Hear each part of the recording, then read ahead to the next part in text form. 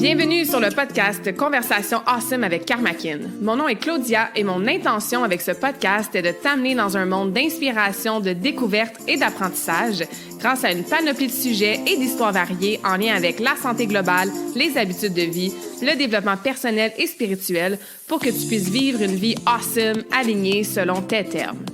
Je t'invite à t'y abonner, à le partager et à laisser 5 étoiles sur ta plateforme préférée. Merci vraiment d'être à l'écoute. You're awesome!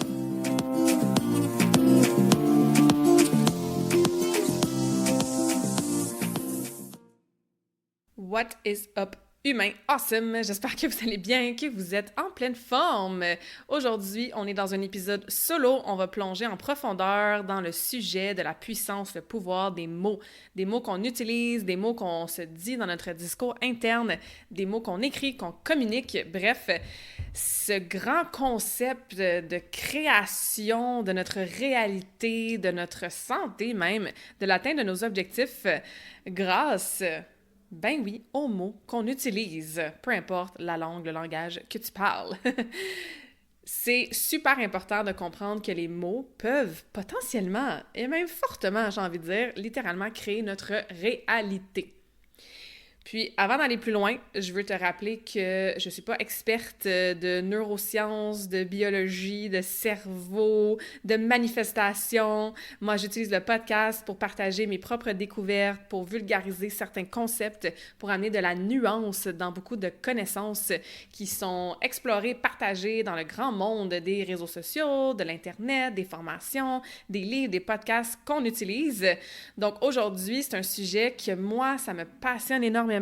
C'est un travail personnel que j'ai fait beaucoup dans la 10-12 dernières années et même avant ça, quand je patinais puis que j'avais 16-17 ans puis qu'on parlait de psychologie sportive. Ça fait un petit bout que je veux faire un épisode de podcast complet là-dessus puis this is it, we're here!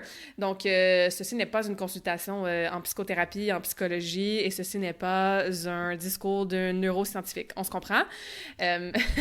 Mais si je peux, à travers mon partage, ma compréhension de ce pouvoir-là que les mots ont sur la création de notre réalité, vous amener, comme d'habitude, à avoir certaines prises de conscience, à avoir quelques trucs pratico-pratiques pour observer les mots que vous utilisez, puis à vous inspirer à travers mon histoire personnelle puis mon partage, à porter attention justement aux mots, encore une fois, surtout par rapport à notre dialogue interne et de peut-être réaliser à quel point, my God, que oui, tu sais, ça peut créer une réalité qui nous est alignée, qui nous sert ou qui nous nuit parfois. Fait que, est-ce que tu as déjà remarqué que, il y a certaines personnes, ou peut-être que toi-même, tu le dis aussi, ou des gens autour de toi qui disent constamment des choses comme « Ah, je suis vraiment stressée, j'essaie de manger mieux, je suis vraiment poche avec mon argent, je suis toujours malade, il y a tout le temps quelque chose qui se passe dans ma vie, when it rains, it pours », donc quand c'est une affaire qui va mal, tout va mal, tu sais, puis à force de répéter ces choses-là, ben tu fais comme, OK, il me semble que leur vie confirme qu'est-ce qu'ils disent, tu sais. Puis ça, c'est comme l'exemple classique de, c'est ça, tu as une collègue de travail, une amie ou un membre de ta famille qui arrive avec « Hey, il m'est arrivé telle affaire, puis telle affaire, puis telle affaire », et on entend dans le discours interne que, ben, elle s'attend quasiment à ce que quelque chose aille mal, tu sais. Ou, par exemple, effectivement, moi, je suis toujours malade. Ou comme, les gens autour de moi sont toujours malades. Ou plutôt, il y a beaucoup de gens autour de moi qui sont malades. Donc, moi, c'est sûr que je vais tomber malade, tu sais. Bon, il faut faire attention aux raccourcis qu'on fait, là. Ça veut pas dire que tu dis une fois que tu vas être malade, que tu vas tomber malade. Mais les choses qu'on répète, ben c'est comme si la vie fait en sorte qu'elle veut confirmer exactement qu'est-ce qu'on dit, tu sais. Je suis sûre que vous avez quelques exemples qui vous montent en tête quand je parle de ça.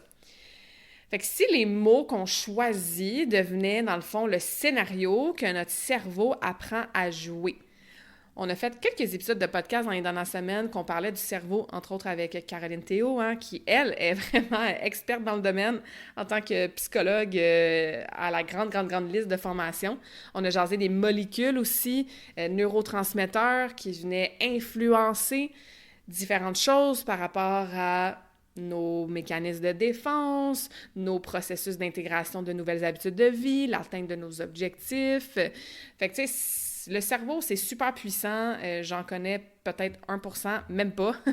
Puis je pense que de façon générale, il y a une grande partie du cerveau qui demeure très mystérieuse et non explorée. C'est un pouvoir incroyable, difficilement chiffrable, en fait. Chiffrable. J'ai hésité parce que je me demandais si ce mot-là, ça se disait. En tout cas, bien difficile à calculer, le pouvoir du cerveau, puis c'est sûr que le pouvoir des mots est intimement relié à ça, tu sais. Puis encore une fois, pas seulement qu'est-ce qu'on va dire aux autres, mais surtout dans qu'est-ce qu'on se répète à longueur de journée. Donc, qu'est-ce qui se passe entre nos deux oreilles. Et moi, j'aime bien mettre là-dedans l'aspect de workout de mindset, l'aspect de se coacher mentalement, qui est des conversations que j'ai régulièrement, que moi, j'utilise encore une fois de façon dans ma vie personnelle, où est-ce qu'il va se passer quelque chose, je vais observer mon discours interne, puis quand j'ai pas des pensées, des mots qui sont alignés avec my higher self ou avec mes objectifs, ben j'arrive à les observer, à changer ma formulation, à utiliser des mantras, des affirmations, des citations, puis à modifier mon discours interne pour que, bien sûr, ça puisse impacter ma vie externe, si on peut dire ça comme ça, tu sais. Fait qu'on va explorer différentes perspectives aujourd'hui. On va regarder, bien sûr, plus au niveau de la science, mais on va regarder aussi au niveau spirituel, hein. Qu'est-ce que certaines traditions nous enseignent. Puis, comment je pourrais dire?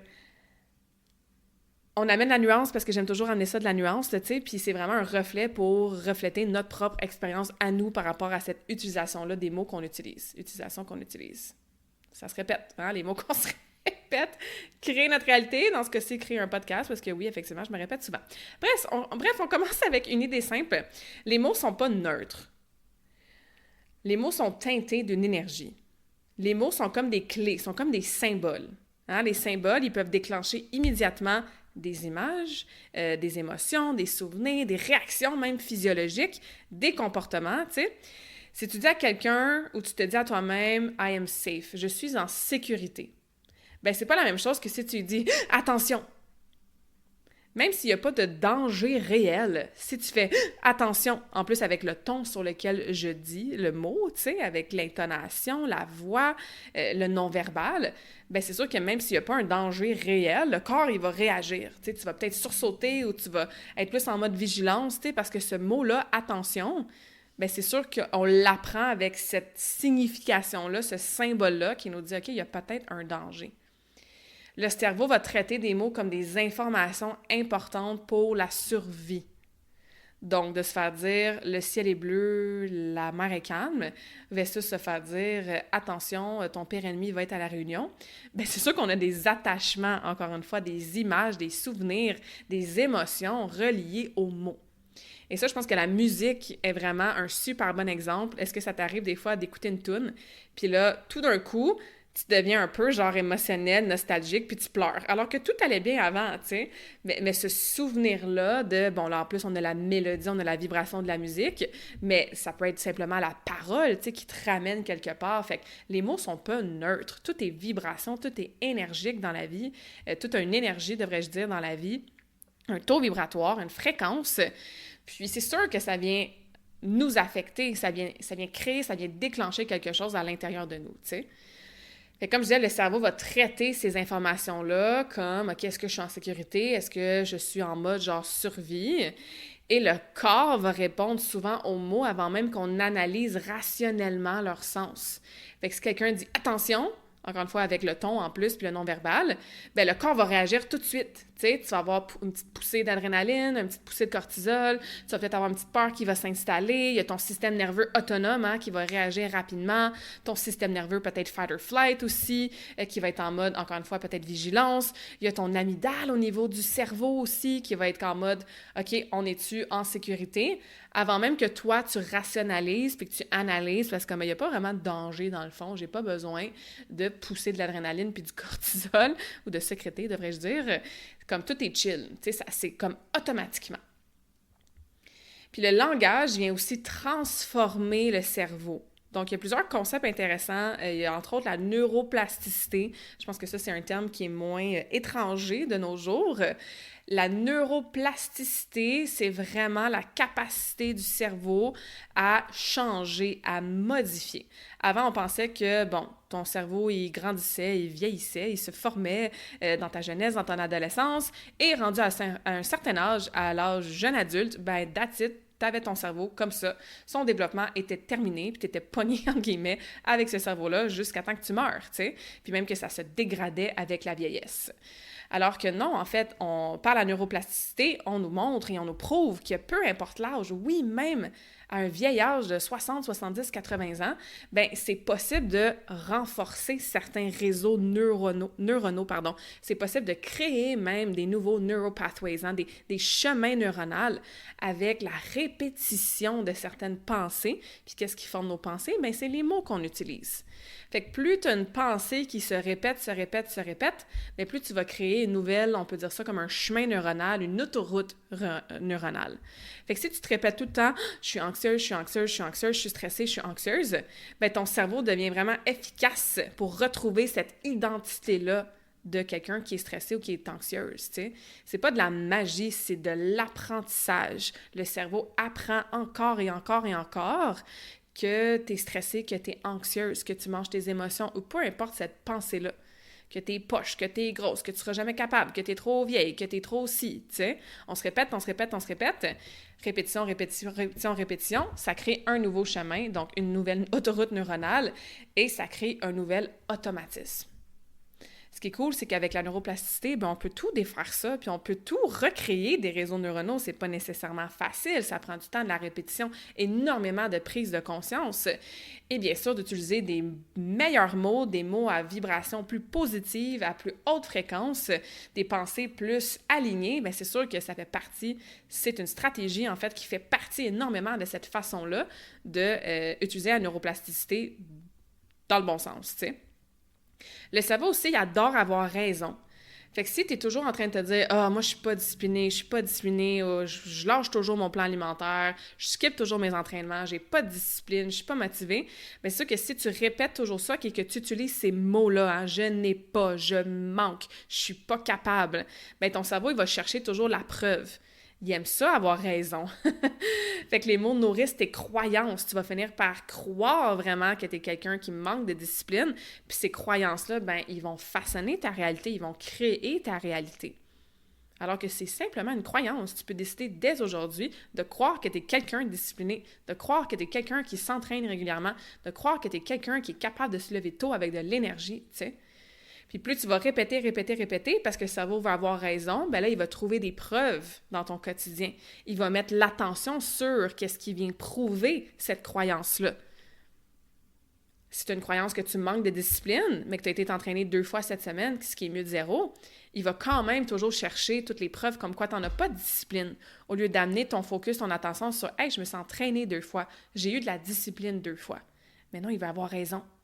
Fait qu'encore une fois, ça va juste renforcer encore plus ces croyances-là, parce que là, tu te dis, j'ai toutes les preuves que je ne suis pas disciplinée, donc effectivement, je ne suis pas disciplinée, donc cette croyance-là est encore plus écrite en caractère gras, surlignée, encerclée dans ton cerveau. Tu sais, l'autoroute, là, le chemin neuronal, il est solide en titi, tu sais. Il y a aussi l'aspect de l'effet placebo et nocebo. Tu sais, ça aussi, c'est extrêmement puissant. Je veux dire, la science le prouve, le démontre encore et encore. Une croyance positive influence réellement ton corps. Ça, c'est le placebo, hein? Puis le nocebo, bien, c'est le contraire. Une attente négative peut produire des effets physiologiques inverses, donc des pas bons effets. Fait que le langage, c'est sûr que ça participe à créer ces attentes-là. C'est aussi, là, je veux dire, encore une fois, il y a plein d'études là-dessus, tu sais. La personne, elle pense qu'elle prend un médicament pour l'aider à se sentir mieux. Finalement, c'est une pilule de sucre ou de peu importe, là, de sel ou je sais pas trop quoi. Bref, c'est pas le médicament qu'elle prend, c'est un placebo et gardons ça, elle va mieux. Juste parce qu'elle avait la croyance qu'en prenant cette pilule-là, elle allait aller mieux. C'est ultra fort, là, l'effet placebo. Je sais pas les chiffres exacts, mais tu sais, ça peut aller jusqu'à 50% et même peut-être plus par rapport à l'impact, l'influence qu'on a, tu sais. C'est immense. Et même chose, nocebo, tu sais, si tu as une attente négative qu'il y a quelque chose de mauvais qui va se passer, bien, tu viens influencer la tournure de cet événement-là. Physiologiquement, ton corps va réagir, tu sais. Fait qu'encore une fois, ton langage, les mots que tu utilises va participer à créer ces attentes-là, en fait, tu sais. C'est comme une espèce de... C'est quoi le mot que je cherche? Une genre de prophétie. Tu sais, on dirait que je me ramène à Harry Potter ou genre aux autres... Je sais pas si c'est des prophéties dans Harry Potter ou c'est peut-être pas un bon exemple, mais la prophétie des ondes, peut-être, tu sais. Il y a comme cette prophétie-là d'auto-réalisation qui tombe dans un cercle de genre, je crois quelque chose, et comme je crois X, ben je vais parler en fonction de cette croyance-là. Je vais agir inconsciemment selon cette croyance-là, puis je vais obtenir un résultat qui confirme cette croyance-là. Et ça aussi, hein, cette boucle complète-là, je suis sûre que vous avez plein d'exemples, soit par rapport à vous-même ou des gens dans votre entourage, que parce que la personne, elle croit X, là, ben, elle va s'arranger pour que X soit vrai pour elle, hein, pour qu'elle ait un résultat. Puis ça, tout ça, souvent, c'est très inconscient, c'est très automatique, grâce justement aux multiples fonctions du cerveau, de notre subconscient, qui fait en sorte qu'avec notre système nerveux autonome, ben tout se fait go, go, go, parce que sinon, mon Dieu, on oublierait de respirer, on oublierait de digérer, tu sais. Ces systèmes-là autonomes, tu sais, sympathiques, parasympathiques, etc., système nerveux, ces automatismes-là, tout ce qui se passe à chaque seconde dans notre corps pour nous garder en vie, puis pas juste en vie, mais en un genre d'équilibre, ben une chance que ça se fait de façon automatique, tu sais.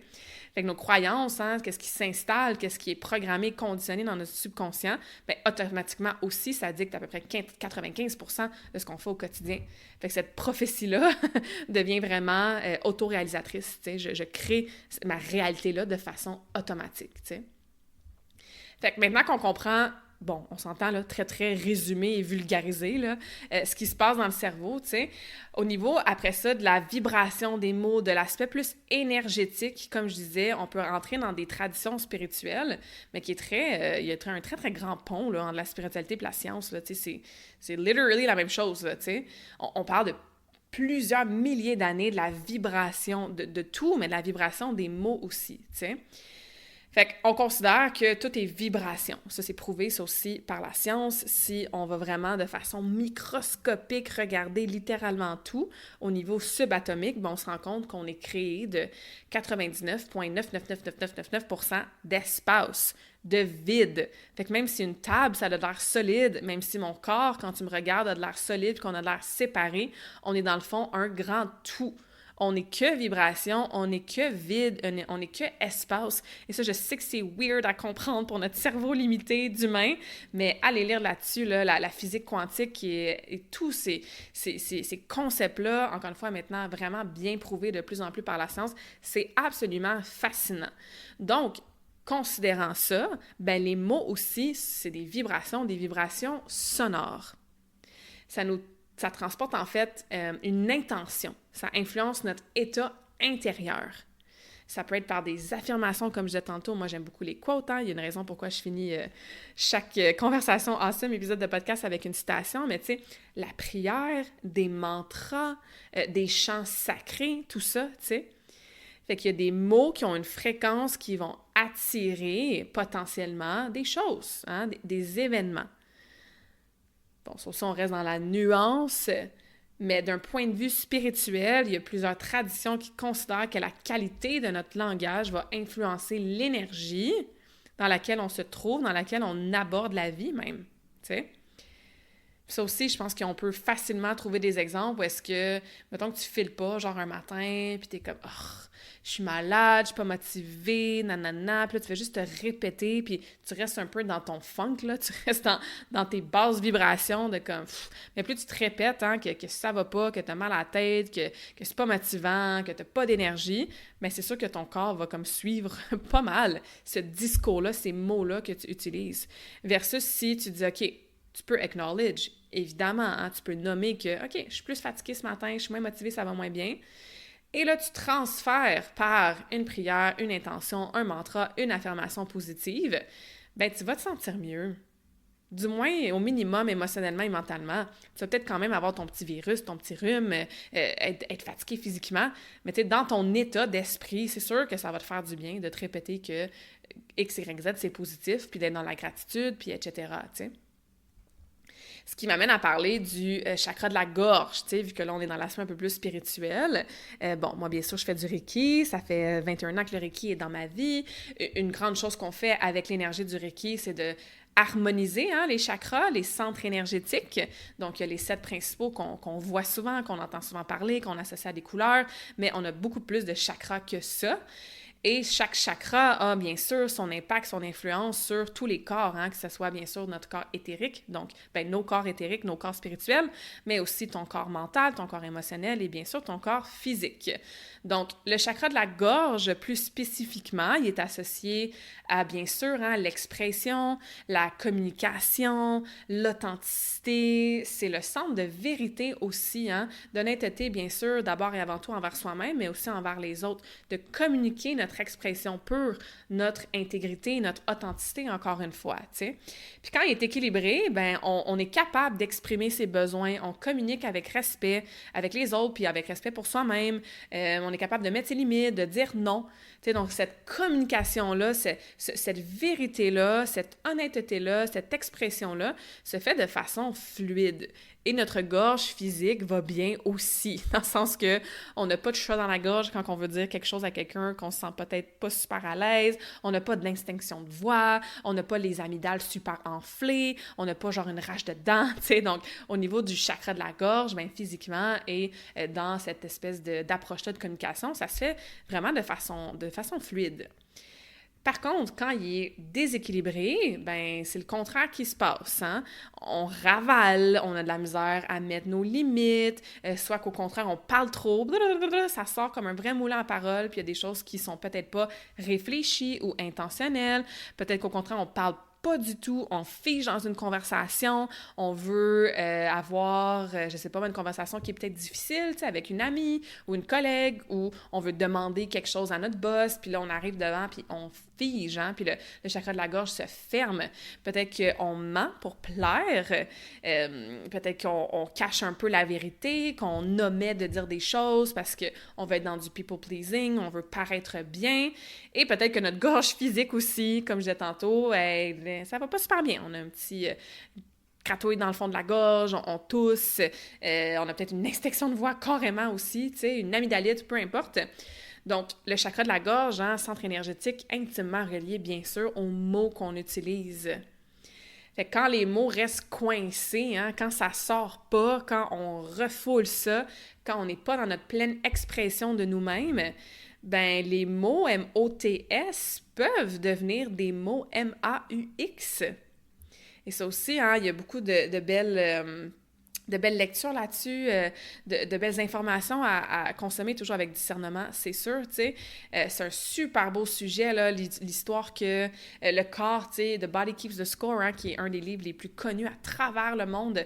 Je me souviens plus de la traduction en français, mais ça existe en français aussi, qui est vraiment de démontrer que le corps enregistre beaucoup de choses, que ce soit au niveau, encore une fois, des émotions qui sont refoulées, des mots MOTS qu'on n'ose pas exprimer, du trauma qu'on a vécu, tu sais, le fascia aussi, qui est l'enveloppe, là, vraiment, qui enveloppe la grande majorité des structures internes, ça aussi, ça a une espèce de mémoire qui peut créer des tensions éventuellement, tu sais. Fait que en psychologie, on sait que supprimer constamment ses émotions, tu sais, ça peut être associé à davantage de stress, puis à d'autres symptômes physiques. Ça veut pas dire qu'il faut faire un raccourci là aussi, puis être en mode genre toutes les maladies proviennent des émotions refoulées. Bon, il y a énormément de maladies qui proviennent du stress, qui proviennent de l'inflammation chronique, qui proviennent de troubles émotionnels, j'ai envie de dire, tu sais. Mais on rajoute vraiment une nuance qui est importante, encore une fois, pour pas faire de raccourci, tu sais. Il y a plusieurs approches, body, mind, soul, corps, esprit, tu sais, qui voient vraiment ces symptômes-là qu'on peut ressentir comme des invitations. Ouais, des invitations, des opportunités à écouter qu'est-ce qui demande à être exprimé. Fait que quand t'as un petit mal de gorge, quand t'as, je sais pas moi, les hauts des épaules, qu'il y a beaucoup de tension, quand t'as ton bas du dos qui fait mal, ça se peut très bien là, qu'il y ait une raison purement physique. Genre, je sais pas moi, t'es tombé solide dans ton sport, puis t'as mal au dos depuis, tu sais, puis ça va prendre du temps avant que tu récupères physiquement, tu sais. Ça se peut très bien. Par contre, quand on a des petites douleurs qui sont pas vraiment expliquées par quelque chose qui est arrivé, par quelque chose d'aigu, par une raison quelconque, par un changement qui s'est passé, que c'est du stress un petit peu, genre qui amène des tensions, un mal de tête, des inconforts, une tension que, tu sais, ça aurait pu se propager peut-être dans ton coude, dans ton épaule, dans ton poignet, dans ton cou, mais pour une raison, toi, ça reste vraiment à l'épaule spécifiquement, tu sais. Je pense qu'encore une fois, ça peut être des belles invitations à écouter ce qui est là, ce qui est présent, ce que le corps essaie de dire. Et il y a le Grand Dictionnaire des malaises et des maladies, qui est une autre œuvre extraordinaire qui vient vraiment démontrer justement quelle pourrait être la cause plus émotionnelle, spirituelle, mentale de ces malaises-là, de ces maladies-là, de ces symptômes physiques, tu sais. C'est une bible, ce livre-là, je vous le recommande fois 1000. Puis encore une fois, pas nécessairement pour dire comme « Ah, mon mal de cou vient seulement de ma relation avec ma mère », mais de lire, c'est pas ça là, dans le livre, là, c'est un exemple aléatoire que j'ai dit, mais d'aller lire le paragraphe, faire comme « OK, ouais, effectivement, peut-être que ouais, j'ai de la misère à regarder à droite puis à gauche parce que j'ai la tension dans le cou, tu sais. » Ben, je peux m'amener à me poser des questions. Y a-t-il quelque chose que j'ai de la misère à voir ou que je veux pas voir? Tu sais, j'ose pas tourner ma tête à droite puis à gauche, checker dans mes angles morts. Fait que là, j'ai une tension, j'ai une limitation au niveau de mon cou, tu sais. J'ai mal à la jambe, au pied. Souvent, la première chose qu'on va dire, ben, t'as-tu quelque chose qui t'empêche d'avancer? T'as-tu des peurs qui t'empêchent d'avancer, d'aller de l'avant, tu sais, d'utiliser tes jambes pour te propulser vers tes objectifs? Bref, je vous donne quelques exemples comme ça aléatoires, mais voyons ça comme, encore une fois, une opportunité de se poser des questions, tu sais. Quel mot reste coincé si je reviens vraiment plus spécifiquement au pouvoir des mots, puisque c'est le sujet d'aujourd'hui, puis au chakra de la gorge, tu sais. Qu'est-ce que tu n'oses pas dire? Depuis combien de temps tu t'es pas choisi, que tu t'es pas exprimé dans ton authenticité? Puis ça peut être des belles questions de réflexion, de journaling, si jamais vous sentez que votre chakra de la gorge il est jammé un petit peu, puis que tu as toujours de la difficulté à exprimer quoi que ce soit, ou quand tu arrives dans une situation, bien, ça sort tout croche, tu sais, ou tu figes complètement. Ou moi, je me souviens, tu sais, j'avais envoyé un message vocal à une amie, collaboratrice, parce que je voulais y partager quelque chose d'un peu difficile, tu sais, une décision que j'avais prise, puis je pars le message vocal, puis tu sais, je m'étouffe comme 3 fois, là.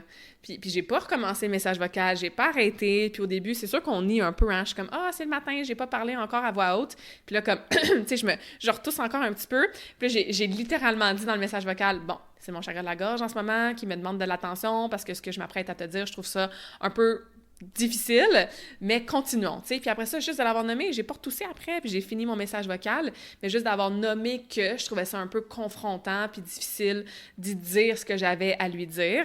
Mon chakra de la gorge, il a fait comme quelques fois, puis une fois que je l'ai nommé, mais après ça, j'ai pas retoussé, tu sais. Fait qu'un exemple personnel qui, des fois, nous amène à, justement, être vraiment à l'écoute de notre corps. Parce que le corps, il est toujours en train de nous envoyer des petits signes ou des grands signes.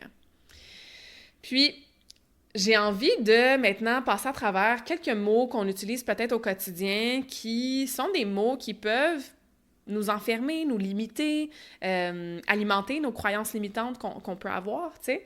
Fait qu'on va passer à travers plusieurs expressions, plusieurs mots, puis je vous invite à, encore une fois, à être en mode un peu introspection, puis voir est-ce que vous utilisez ces mots-là. Puis dans votre quotidien, dans les prochains jours, essayez de vous observer, puis de le noter, puis de voir aussi, tu sais, ça vient avec quel type d'état, d'émotion, de vibration et de pensée. Puis il y a des mots là-dedans que vous allez faire comme « Ah ouais, ben moi je dis ça, puis je pensais pas nécessairement que ça limitait. » Puis on va regarder ensemble pourquoi ça pourrait potentiellement vous limiter. Fait que le premier mot, c'est « j'essaie ». Hein? Je vais essayer. Je vais essayer, j'essaie, I'll try, let's try it. Puis essayer, là, ça laisse toujours ouverte la possibilité que tu le feras pas. Je vais essayer d'aller m'entraîner demain matin, je vais essayer d'être là à tel meeting, je vais essayer de, je sais pas moi, me mettre plus de l'avant sur les réseaux sociaux. Ben c'est comme si tu te gardes une porte de sortie.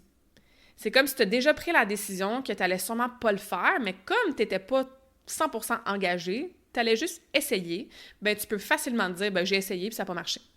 Et ça, je répète, on fait ça principalement de façon inconsciente. Hein? Donc, remplaçons essayer, j'essaie par je choisis de, je vais, je m'engage. Et moi, c'est quelque chose que je m'attrape moins de maintenant parce que, encore une fois, c'est un travail que j'essaie de faire de façon quasi quotidienne et même plusieurs fois par jour, tu sais. Mais quand je veux dire, je vais essayer, ou tu sais, je suis comme non, je vais le faire. Tu sais, je vais le faire, je vais. Moi, c'est quelque chose que j'utilise beaucoup. Versus je choisis, versus, tu sais, j'essaie. Bon, on peut aussi utiliser je choisis ou je m'engage. Une autre expression qu'on dit souvent, c'est je dois. I should. Hein? Je devrais, je dois. Puis ça aussi, on peut remplacer par « je décide de »,« je choisis de ». Parce que « je dois », ça crée une obligation. Puis ça, le cerveau, il n'aime pas tant ça, des obligations. Pensez à un enfant, là, si on lui dit genre « tu dois pas », puis ça va ensemble, là, je dois pas, là, avec la négation. « Tu dois pas, genre, dessiner sur le mur ». Tu sais, ben, OK, j'ai une obligation ou j'ai une petite limite, là, fait que je décide de le faire. Tu sais, je vais reprendre mon contrôle, puis bon. Puis les choses qu'on s'oblige à faire quand c'est pas aligné, ben on les fait pas, ça crée un stress, hein, ça crée une pression. Fait que je décide de, je choisis de. Puis ça, je fais une parenthèse avec, tu sais, comme, puis on va y arriver, ça aussi, là, tu sais, j'ai pas le droit, ou genre, je dois pas manger, ou je dois manger des fruits au lieu de manger du chocolat. Mais c'est comme, ça me crée une obligation, puis les petites rebelles d'entre nous, là, on n'aime pas ça. Fait que je décide de manger des fruits à la place de manger du chocolat. Je choisis de me lever plus tôt demain matin au lieu de dire je dois me lever plus tôt parce que c'est bien à la mode puis c'est important pour ma santé, tu sais. Fait que je dois. Quand est-ce que tu te crées des obligations à travers ton langage? Est-ce que tu peux changer ça par je décide de, je choisis de? Le prochain, un de mes préférés, j'ai pas le temps. On a tous le même 24 heures dans une journée. Le temps est une illusion de toute façon. En tant qu'humain, on avait besoin d'un système de semaines, de mois, de jours, d'heures. On suit le rythme circadien du soleil de 24 heures. Bon, on se comprend, là, on travaille avec le temps dans notre troisième dimension. Et j'ai pas le temps, c'est plutôt que tu ne priorises pas ça actuellement. Puis essayez-le, vous allez voir, c'est pas mal confrontant. Parce qu'au lieu de dire « Ah, j'ai pas le temps de m'entraîner », à la place, tu te dis « Ben, je priorise pas mon entraînement en ce moment ». C'est comme « Ouch! » Ça fait un peu mal. Mais beaucoup d'entre nous, on a besoin d'être confrontés à ça. Parce que c'est certain que tu peux trouver le temps, tu peux prioriser. Si demain matin, il arrivait quelque chose, je sais pas moi, de vraiment dommage par rapport à ton enfant, puis que à cause de cette dite chose, je sais pas moi, une maladie, puis on souhaite pas de ça à personne du tout, là, c'est peut-être pas un bon exemple que je trouve en ce moment, mais bref, quelque chose qui deviendrait vraiment prioritaire, ben tu trouverais le temps. Tu passerais probablement moins de temps sur des choses qui sont moins prioritaires. Tu serais plus efficace dans ta gestion du temps. Peut-être que tu délèguerais à d'autres personnes. Tu reviserais ton horaire. Tu le trouverais le temps parce que ça deviendrait prioritaire. C'est ton enfant qui a besoin de toi, tu sais. Fait que quand on voit nos habitudes de santé comme quelque chose qu'on priorise, bon, au lieu de dire j'ai pas le temps de faire mon meal prep, j'ai pas le temps de méditer, j'ai pas le temps d'aller prendre une marche après le souper, j'ai pas le temps, à la place, utilisons les termes je priorise pas ça actuellement. Puis si c'est confrontant, ben tant mieux, parce que c'est souvent ça qui va nourrir ta motivation intrinsèque, ton inspiration, ta discipline à faire la dite chose pour laquelle tu penses que tu n'as pas le temps. Puis aussi, ben regardez le nombre de temps que vous passez sur vos cellulaires et sur les réseaux sociaux, ça avec, ça devient confrontant en titi. Prochain, je suis, et là on va mettre plein de choses là-dedans, hein? Je suis stressée, je suis anxieuse, je suis paresseuse, je suis grosse, je suis X, je suis Y. Fais attention parce que tout ce qui suit je suis est relié intimement à la création, au renforcement de notre identité. Fait que si tu dis je suis paresseuse, ben ça décrit une identité. Ça fait en sorte que tu es comme je suis paresseuse. Et on le sait, l'identité qu'on se crée, intimement reliée bien sûr à notre ego, à notre sentiment d'être, hein, identitaire, notre propre importance à soi-même. On a besoin d'un ego, là, it's all good. Mais est-ce qu'on peut s'assurer que les identités qu'on attache à notre ego, à nous-mêmes, ben, sont justement alignées, puis sont des mots positifs? Pas genre, je suis paresseuse. Ça se peut que tu aies des moments où est-ce que tu ressens de la paresse. Ça se peut que tu sois dans une phase où est-ce que tu as de la difficulté à être constante. Mais ça, c'est relié à un comportement. J'ai de la misère à être constante en ce moment. Ou c'est relié à un sentiment, une émotion, un état temporaire. Je ressens de la paresse en ce moment. Versus, je suis paresseuse. On est dans une description d'identité. Même chose avec le stress, tu sais. Plus tu dis « je suis stressée », bien ton stress va devenir chronique. Puis encore une fois, on revient à ce qu'on disait par rapport au cerveau, tu vas trouver plein de preuves dans ta vie qui t'obligent à confirmer que tu es quelqu'un de stressé et puis que tu es stressé, tu sais. Versus « je ressens du stress » ou « je vis de l'anxiété ». Donc encore une fois, faites attention aux identités, aux mots que vous utilisez qui suit « je suis ». Les mots absolus. Le cerveau aime ça, les absolus, hein? Toujours, jamais. Tu fais toujours ça. Je suis jamais bonne à ça. Je skip toujours mes entraînements. Je fais jamais mon meal prep. J'arrive jamais à me réveiller de bonne heure. Mais le cerveau, il aime ça, les absolus. Par exemple, il exagère vraiment souvent la réalité, ces mots-là. Parce que est-ce que c'est vrai que tu skippes toujours ton entraînement? Est-ce que c'est vrai que tu fais jamais ton meal prep? Ben non. Il y a sûrement beaucoup de, de moments où est-ce que tu as fait ton entraînement puis tu as fait ton meal prep. Mais quand on est en mode toujours jamais, hein, dans ces absolus-là, encore une fois, le cerveau va être comme, parfait, voici ma réalité, même si elle est exagérée. On continue. Un prochain mot, c'est mais. Je veux m'entraîner, mais j'ai pas le temps. Je veux m'entraîner, mais je sais pas quoi faire dans mon entraînement. Je veux m'entraîner, mais je suis pas en forme. Je veux m'entraîner, mais je trouve pas mes souliers. Je veux m'entraîner, mais. Ça vient totalement supprimer, faire disparaître qu'est-ce qui vient avant le mais. Fait que moi, j'aime beaucoup le « et ». Ça, c'est probablement la plus grande leçon que j'ai appris en 2024. J'en avais parlé sur un épisode de podcast, je m'en souviens, où est-ce qu'il y a deux réalités qui peuvent sembler à l'opposé, qui peuvent coexister. Genre, je suis fatiguée et je vais prendre une marche de 15 minutes. Je veux m'entraîner et je sais pas quoi faire dans mon entraînement. Je veux m'entraîner et je trouve ça difficile en ce moment de X. Donc, tu viens pas réprimer comment tu te sens. Tu viens pas faire du bypassing, mais tu viens mettre de l'avant deux réalités ensemble avec le « et » tu ne viens surtout pas annuler qu'est-ce qui vient normalement avant le « mais ». Fait que genre, je suis fatiguée et je vais aller prendre une marche de 15 minutes. Les deux peuvent coexister, les deux peuvent être ensemble. Donc, faites attention, écoutez-vous dire « mais », puis demandez-vous qu'est-ce qui vient avant le « mais », puis c'est quoi ma justification, mon excuse, ma négociation qui vient après le « mais ». Super puissant. Tantôt, on parlait de « j'essaie », là, on va parler de « j'espère ». Ça aussi, à utiliser avec conscience. Bon, des fois, on va dire « Salut, j'espère que tu vas bien ». Je pense que je commence chaque podcast avec ça, là. « Bonjour, j'espère que vous allez bien, vous êtes en pleine forme », tu sais. Puis je veux dire, c'est une belle intention, j'espère pour de vrai que tu vas bien, tu sais. Mais quand on parle de soi-même, si on veut dire, mettons, j'espère réussir le lancement de ma nouvelle business, j'espère être capable d'aller au gym 3 fois par semaine, tu sais, j'espère que je vais réussir à perdre du poids. Bien, ça cache parfois, puis encore une fois, tout vient de l'intention de où vous utilisez ce mot-là, ça vient parfois d'une espèce de doute. Hein? Je crois pas vraiment que je vais réussir. T'sais. J'espère, mais je suis pas certaine. Je suis pas convaincue. Ma confiance n'est pas dans le tapis par rapport à ça. J'espère, mais tu sais, fait que là, tu dis à ton corps, à ton cerveau de comme, j'espère, tu sais, tant mieux si ça arrive, mais je suis pas trop sûre. Fait que je veux pas trop être déçue si ça arrive pas non plus. Versus revenir à ce qu'on dit avec le j'essaie, tu sais, je m'engage, je choisis, tu sais, puis go. Je crois que je suis capable de réussir. Si tout va bien, hein, ça aussi, si tout va bien, je vais lancer mon espace Karmakin au mois d'août. Si tout va bien, je vais aller en voyage l'année prochaine. Si tout va bien, je me chicanerai plus avec mon chum. Si tout va bien, c'est très courant qu'on utilise ça, tu sais. Puis oui, on espère que tout va bien aller, mais encore une fois, ça amène un petit peu de... On n'est pas certain, tu sais. C'est comme, OK, je mets toutes les chances de mon côté pour que l'ouverture de Karmakin au mois d'août soit un succès. Je mets toutes les chances de mon côté pour que j'aille en voyage l'année prochaine. Je mets toutes les chances de mon côté pour que j'alimente une belle relation avec mes enfants, tu sais, ou peu importe. Fait que tu peux remplacer ça par autre chose où je mets toutes les chances de mon côté. Pas genre si. Hein, si, encore une fois, ça amène un petit peu d'hésitation. Celui-là, j'aurais pu... Bon, vous avez deviné, j'ai ma liste, là, on achève. Le prochain sur la liste, c'est « il faut ». Il faut que je fasse ça. Il faut que j'aille m'entraîner. Il faut que je me couche de bonne heure. Il faut que j'arrête d'écouter Netflix puis scroller sur mon téléphone. Il faut que je médite. Ah, ça aussi, hein, un peu avec le... C'est quoi l'autre exemple que je vous ai donné tantôt? Le je dois, là. Tu sais, le dois, je dois, ça crée comme une obligation.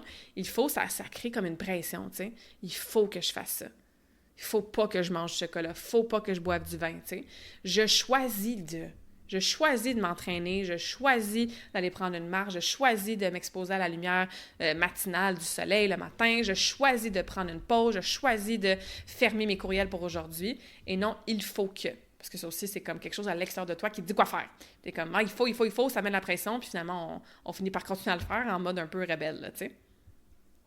Puis bien sûr, tout ce qui vient avec ne, puis pas.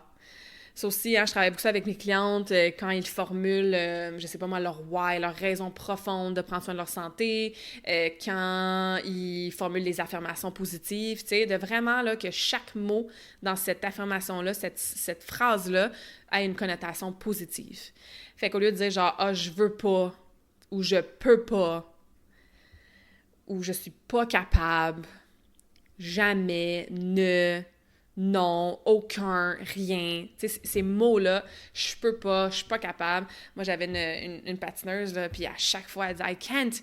Chaque chose que je dis, I can't, but I can't. Tu sais, genre, je suis pas capable, je peux pas faire mon double loop de mer, je peux pas faire mon solo, I can't. Puis j'étais comme, mais chérie, c'est sûr que tu seras pas capable parce que t'arrêtes pas de littéralement te répéter que tu can't, que t'es pas capable, tu sais. Fait qu'il faut changer ces mots-là pour des choses plus positives. Je suis en processus de, je me prépare à faire ça. C'est pas de se mentir à soi-même non plus, là, puis à dire, je suis capable de faire 1 million de dollars cette semaine si t'as jamais fait 1 million de dollars dans ta vie, tu sais. Mais je suis en processus de, je choisis de, je deviens la personne qui. Fait que d'aller chercher encore une fois des mots vraiment plus positifs. Ensuite, un petit peu plus spécifique à la santé, aux habitudes de vie, puis on va finir avec ça. Ça, j'en ai parlé souvent, hein, tout ce qui est par rapport à la nutrition, là, s'il vous plaît, supprimez de votre vocabulaire tout ce qui est triche, cheat, j'ai mon repas triche, j'ai mon cheat night. On associe le mot triche à quelque chose de vraiment pas bon, là. Il y a personne qui dit « Hey, cette personne-là a triché sur sa femme, donc c'est vraiment un bonhomme, là, tu sais. » Ou cette étudiante-là a triché sur son examen, quelle étudiante modèle? Non, tu sais, dans le collectif, la programmation, la connotation de ce mot-là, cheat night, triche, tricher, tricheur, c'est vraiment négatif, cette connotation-là. Fait que même si t'es comme « Ah, je mange mon cheat night, j'ai le droit ce soir », ben t'as quand même un aspect souvent inconscient de culpabilité qui est là. Fait que moi, j'appelle ça des repas différents, des aliments différents, dans le sens que c'est différent de mon plan optimal, genre, mais ça se fait avec aucune culpabilité, tu sais. Il y en a qui vont dire des repas plaisir, mais encore là, moi, je trouve que ça fait en sorte qu'on limite le plaisir à l'alimentation juste quand tu manges des repas différents. Ça peut être repas libre, tu sais, je mange librement, tu sais, peu importe, mais j'aime bien différent. J'avais une cliente, elle utilisait common and uncommon. Fait que les aliments communs puis les aliments qui sont non communs. T'sais? Fait que c'est des aliments communs qu'elle mange à tous les jours, puis elle a des aliments non communs qu'elle en mange de temps en temps. T'sais? Fait que bref, toute cette alimentation-là, ou plutôt ce discours-là autour de l'alimentation, tu sais, même chose pour genre, je suis au régime, je suis une diète. Ça aussi, ça amène énormément de restrictions, de privations dans notre cerveau. Versus, tu sais, je fais des choix alimentaires alignés. Je mange selon un mode de vie sain. T'sais, un mode de vie, une façon de manger alignée, des choix de nutrition sains. Utilisez les termes que vous voulez, mais encore une fois, faites attention à ça. Ensuite, j'entends souvent, tu sais, « je manque de volonté, il faut que je me donne un coup de pied dans le derrière, je manque de volonté, j'ai pas assez de volonté, j'ai pas assez de willpower. » Ben, c'est difficile de développer de la volonté si t'arrêtes pas de te dire que tu manques de volonté puis t'es pas capable de respecter ton plan de match, tu sais. Fait qu'à la place, tu peux dire, comme je disais tantôt, je choisis je développe des nouvelles habitudes, je suis en processus de X, tu sais. Donc, tu sais, une personne qui devient quelqu'un qui a de la volonté, qui fait des bons choix pour sa santé. Fait que le manque, là, ce terme-là, faire attention à ça aussi, tu sais. Puis faites attention à vos identités par rapport à, bien sûr, l'entraînement, puis la nutrition. Tu sais, exemple, moi, je suis une bébête à sucre. Moi, je suis accro au sucre. Je l'entends souvent, celle-là aussi, tu sais. C'est sûr que si, dans ton identité, tu as « je suis accro au sucre », bien, tu développes une forte identité par rapport à ça qui va, bien sûr, amplifier ton habitude envers le sucre. Si ton cerveau est comme « ben oui, tu es une bébête à sucre », c'est sûr qu'il va t'envoyer des cravings, puis qui va faire en sorte que tu vas continuer à manger du sucre. Puis là, tu vas être comme, ben évidemment, je le sais que je suis accro au sucre, je suis pas capable de pas manger de sucre durant la journée, tu sais. Fait que, à revenir au « je suis », là, je suis, tu sais, qu'est-ce qui vient après, je suis quelque chose, je suis pas quelque chose par rapport aux habitudes de santé, c'est super important. Je suis pas une personne du matin, je suis pas une fille du matin, je suis pas quelqu'un qui médite, je suis pas spirituelle, je suis pas en forme, j'ai jamais été active, ou tu sais. C'est ça, il faut juste être très, très, très, très conscient des mots qu'on utilise, tu sais. Puis, la dernière chose aussi, avant de conclure, là, ça, c'est quelque chose que j'avais entendu sur un podcast, puis ça m'avait vraiment rentré dedans, puis je l'avais pris en note en me disant, la journée que je vais faire mon podcast sur le pouvoir des mots, ben je vais en parler dans ce podcast-là, pardon.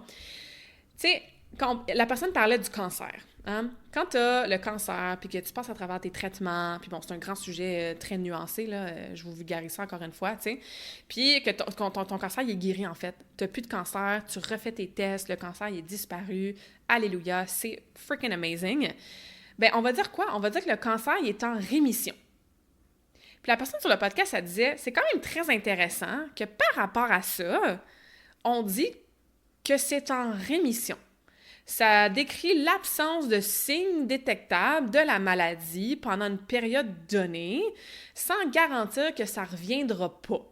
Au lieu de dire que le cancer il est guéri, parce que la guérison, c'est une certitude beaucoup plus forte, ben on dit rémission pour un genre de vocabulaire médical qui amène de la nuance, tu sais.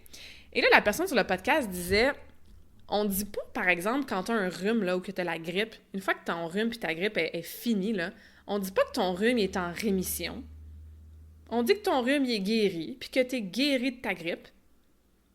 Ça se peut-tu que ton rhume ou ta grippe revienne dans 6 mois, dans 1 an, dans 5-10 ans? Ben oui. Alors pourquoi on dit pas que ton rhume est en rémission? Mais pour le cancer ou d'autres choses, surtout le cancer dans cet exemple-là, là, puis dans ce vocabulaire-là, ben on va dire que c'est en rémission. Puis encore une fois, là, je suis pas médecin, je comprends la pertinence d'utiliser un vocabulaire qui est peut-être plus nuancé, que oui, ça se peut que le cancer revienne, mais est-ce qu'on peut dire que le cancer il est guéri à ce moment-là? Puis comme le rhume puis la grippe, ben ça se peut que ça revienne, tu sais. En tout cas, food for thought, là, je comprends qu'il y a de la nuance, mais moi, ça m'avait marqué d'entendre ça, puis j'étais comme, c'est vrai. Tu sais, quelqu'un qui finit ses traitements de cancer, qui passe tous ses examens, qui voit justement qu'il n'y a plus de signes détectables de la maladie, comme je disais, mais pourquoi pas se dire, utiliser un mot comme ça, « Hey, je suis guéri », au lieu de se dire, ben, je vais être en rémission pendant 5 ans en espérant que ça ne revienne pas, tu sais. Encore une fois, au niveau de la fréquence puis de l'état que ça nous amène dans notre environnement interne, moi, je trouve ça quand même pas mal awesome comme différence, tu sais. Mais bon, à réfléchir et à toujours garder, bien sûr, de la nuance, tu sais. Fait que, voilà. Tu sais, les mots, là, ça change pas immédiatement nos circonstances, OK? Soit parce que tu dis aujourd'hui, genre, je suis en pleine santé, que tu vas être en pleine santé en claquant les doigts. On se comprend. Par contre, les mots changent nos pensées. Nos pensées influencent nos émotions influencent nos comportements influencent nos résultats. Puis c'est nos résultats qui finissent par construire notre réalité. Fait que les mots, c'est peut-être pas magique, mais sont profondément créateurs. Puis c'est pour ça que cette puissance-là créatrice de notre réalité, moi, j'y crois à 100 000 à l'heure. Je l'ai expérimenté dans ma vie personnelle. Je l'ai vu dans certaines de mes clientes qui ont changé leur vocabulaire, entre autres par rapport aux exemples que je disais avec la nourriture. Moi, ça m'a certainement aidé à améliorer ma relation avec la nourriture, de changer les termes que j'utilisais par rapport à ça, tu sais. Fait que je vous propose, tu sais, dans les prochaines 24 heures, là, observez-vous. Observe-toi. Puis chaque fois que tu penses, que tu écris dans un journal ou que tu utilises dans, je sais pas moi, les messages que tu envoies à tes amis ou que tu utilises, bien sûr, que tu dis, que tu prononces des mots comme on a nommé aujourd'hui, là, genre « je dois »,« j'essaye »,« je suis »,« toujours »,« jamais »,« je peux pas »,« c'est impossible ». Arrête-toi, observe-le, respire et demande-toi, est-ce que ce mot-là me donne du pouvoir ou est-ce qu'il m'en enlève? Parce que chaque phrase, ben, c'est un peu comme un vote personnel qui va t'amener dans une direction qui est soit alignée ou pas alignée. Puis à force de répéter certaines phrases, ben, on finit souvent par les habiter, par les incarner. Puis on a plus que 60 000 pensées, je pense, dans une journée. La grande majorité se répètent, la grande majorité sont en connotation négative. Fait que, tu sais, je pense que de se dire, OK, le prochain 24 heures, dans les prochains jours, ben, je vais mettre un peu plus d'emphase, de focus sur ces mots-là que je me dis dans mon dialogue, voir, comme je disais, comment ça me donne du pouvoir, comment ça l'influence mon état, puis la suite de mes pensées, puis la suite de mes décisions, de mes actions, tu sais. Je pense que c'est déjà un excellent point de départ. Fait que voilà, si vous voulez aller plus loin, là, je vous recommande des belles lectures, comme je disais, là, le grand livre des maladies, le grand dictionnaire des maladies, des malaises. Il y a le livre de Body Keeps the Score aussi, qui est super pertinent.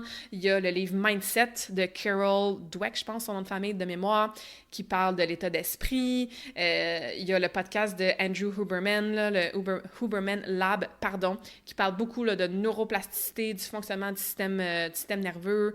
Fait qu'il y a des belles ressources là, qui sont disponibles pour nous, pour qu'on puisse continuer à travailler notre discours interne, puis émettre des vibrations positives par rapport à notre langage. Et n'hésitez surtout pas à partager cet épisode-là avec quelqu'un dans votre entourage, sans nécessairement dire « Hey, ton discours interne, c'est de la merde, là, fait que écoute ça, puis parle-toi plus positivement. » On le dit avec des mots bienveillants, bien sûr. Puis si ça a résonné avec toi, ou s'il y a des mots que tu utilises, tu sens que ça te limite, puis que j'ai oublié de mentionner, envoie-moi-les, partage l'épisode, tag-moi sur les réseaux sociaux, puis puis on continue là, ben c'est ça, avec la parole, hein, c'est ce que je fais avec le podcast, là. Je parle à travers un micro 1 heure par semaine, soit toute seule ou avec des gens, pour mettre de l'avant les mots nuancés, positifs, le plus possible, hein, puis on n'est pas parfait là-dedans, puis on a des choses à désapprendre, à déconstruire, à reconditionner, reprogrammer, des nouvelles connexions neurales à créer, puis je pense que c'est ça la beauté de la nature humaine, là, cette espèce de constance-là, d'évolution, de croissance, de connaissance de soi, et je crois fondamentalement que les mots font grande partie de tout ça. Donc, je vous laisse avec une citation, comme à chaque fois, qui est bien sûr en lien avec la conversation d'aujourd'hui. C'est une citation qui est souvent attribuée à Lao Tzu, là. Son origine est incertaine, mais tu as peut-être déjà lu ça sur les réseaux sociaux aussi, là. Je vais la nommer en anglais, c'est assez facile à comprendre, là. What's your thoughts? They become your words. What's your words? They become your actions. What's your actions? They become your habits. What's your habits? They become your character. What's your character? For it becomes your destiny. Donc, observe tes pensées qui deviennent tes mots qui deviennent tes actions qui deviennent tes habitudes qui deviennent ton caractère. C'est pas facile à dire en anglais, ce mot-là. Character. Et ton caractère, parce que ça devient vraiment ton destin. Alors voilà. Je vous souhaite une excellente journée avec plein de mots positifs et awesome. Et merci, comme d'habitude, pour votre écoute.